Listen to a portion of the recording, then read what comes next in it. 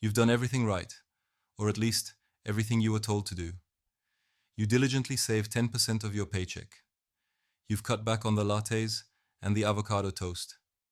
You even opened that investment account and bought the S&P 500 index fund everyone on the internet swears by. You followed the blueprint step by step. So, why isn't it working? Why does checking your bank account feel like you're running in place?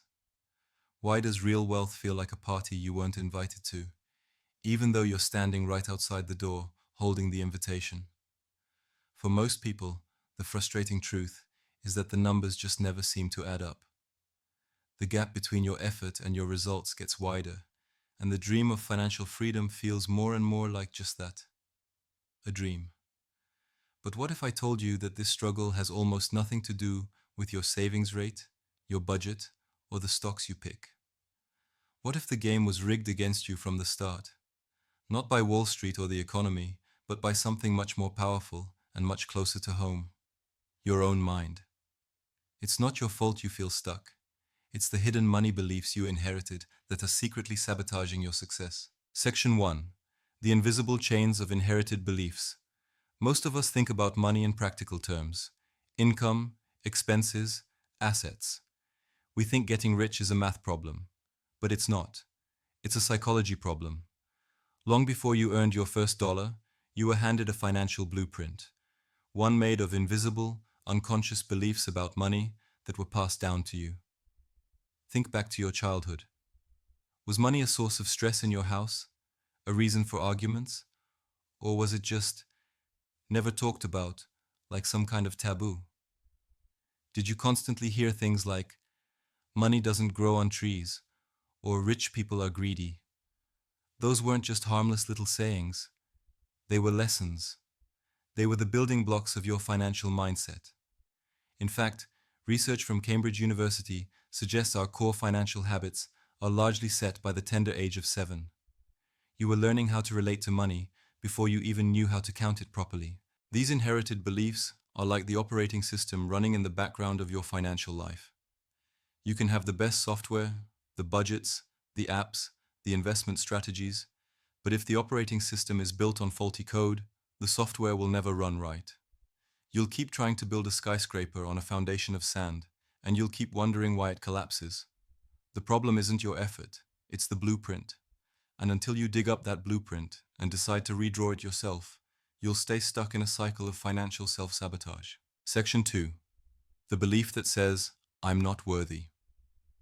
One of the most damaging hidden beliefs is that quiet, nagging voice in the back of your head that says, I don't deserve to be wealthy, or people like me don't get rich. This belief is a silent killer of ambition. It makes you play small, shy away from opportunities, and shrink from the very things that could build your wealth. This unworthiness script shows up in sneaky ways. It's why you don't ask for that raise, even when you know you're underpaid. It's that jolt of guilt you feel when you get a bonus or even just a compliment. It's why you might feel awkward around wealthy people, believing that on some deep level, they're just built differently. This pattern can even lead to a bizarre cycle of earning and burning. Maybe you have a great month in your business or land a big commission, only to immediately blow it on something impulsive. It's like your subconscious mind panics at the sight of a healthy bank balance and has to get rid of the money to return to the familiar, safe feeling of not having enough. This isn't a spending problem, it's a receiving problem. You are unconsciously pushing away the very success you think you want, all because a deep-seated belief is telling you that you're not worthy of it. Section 3. The paralyzing fear of failure. The second hidden belief keeping people stuck is a paralyzing fear of failure. We're taught to see financial mistakes not as lessons, but as judgments on our character. A bad investment doesn't just mean you lost some money, it means you are a failure. That toxic connection creates total financial paralysis. This fear is why for so many people, investing means letting their money rot in a savings account, where it's slowly eaten alive by inflation. The sheer terror of making a wrong move is so powerful that they choose to make no move at all, which guarantees a loss over time. They see the stock market not as a tool for creating wealth, but as a casino where they're bound to lose. This fear also shows up as massive procrastination. You know you need to make a budget, but you put it off, afraid of what you'll find. You know you should open a retirement account, but the number of choices is overwhelming, and the fear of picking the wrong one leads you to pick none. This isn't laziness, it's a defense mechanism. By putting it off, you give yourself an excuse. If you don't succeed, you can blame your lack of trying, rather than facing the terrifying thought that maybe you tried and still weren't good enough. This fear keeps you on the sidelines of your own life, just watching as opportunities pass you by, all to avoid the sting of one potential mistake. Section 4. The suffocating grip of a scarcity mindset. The third hidden belief is the scarcity mindset. That deep, gut-level feeling that there's never enough. Not enough money, not enough opportunity, not enough to go around. This mindset is often born from a childhood where money was tight, training your brain to see the world as a zero-sum game where someone else's win has to be your loss. A scarcity mindset forces you into a defensive financial crouch. It's what makes you hoard cash in a low-interest savings account because you're terrified of losing a single dollar, even if it means missing out on decades of growth. It makes you obsess over clipping coupons while ignoring opportunities to grow your income. You'll spend an hour driving across town to save $5 on gas, but you won't spend an hour learning a skill that could raise your salary by thousands. Ironically, this mindset can also trigger impulsive spending. When you believe good things are rare and fleeting, you get a get-it-while-you-can mentality. You splurge on things you don't even need because you're scared you won't have the chance later. You end up living in a constant state of financial anxiety, trapped between the fear of spending and the fear of missing out. This isn't a strategy, it's a recipe for burnout. It keeps your world small and your bank account smaller, because you can't build a life of abundance from a mindset of fear. Section 5. How to rewrite your money story. So, how do you break these invisible chains? How do you uninstall the faulty programming that's been running your life? It starts not with a new app, but with new awareness. You have to become an archaeologist of your own beliefs. First, identify your scripts. Grab a journal and think about your earliest money memories. What did your parents say about money? What did they fight about? How did it feel to ask for something and be told, "We can't afford that"? Write down every belief that pops up, like, "Money is the root of all evil," or "You have to work your fingers to the bone to get by." Just naming them is the first step to taming them. Second, challenge them. For every negative belief, write a counter-statement.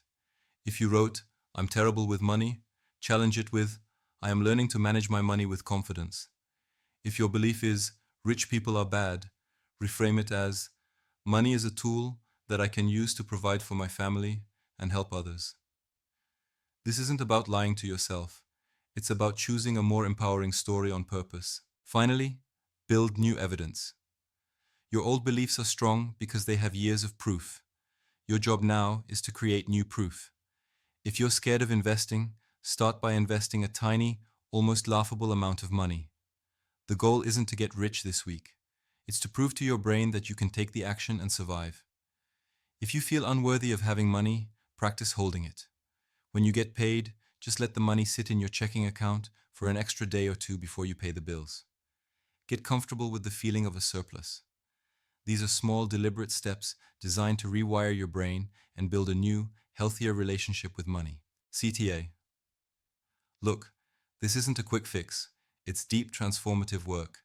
And that kind of journey is a lot easier when you're not on it alone. If this video resonated with you, if you felt that spark of recognition in these stories, then do me a favor and hit that subscribe button.